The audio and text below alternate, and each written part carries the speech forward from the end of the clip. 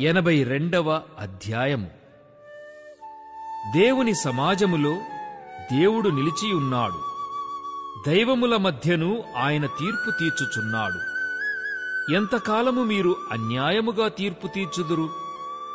ఎంతకాలము భక్తిహీనుల ఎడల పక్షపాతము చూపుదురు?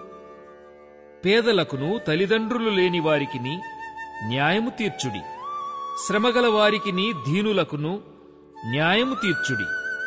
దరిద్రులను నిరుపేదలను విడిపించుడి. భక్తిహీనుల చేతిలో నుండి వారిని తప్పించుడి. జనులకు తెలివిలేదు, వారు గ్రహింపరు. వారు అంధకారములో ఇటూ అటూ తిరుగులాడుదురు. దేశమునకున్న ఆధారములన్నీయూ కదలుచున్నవి.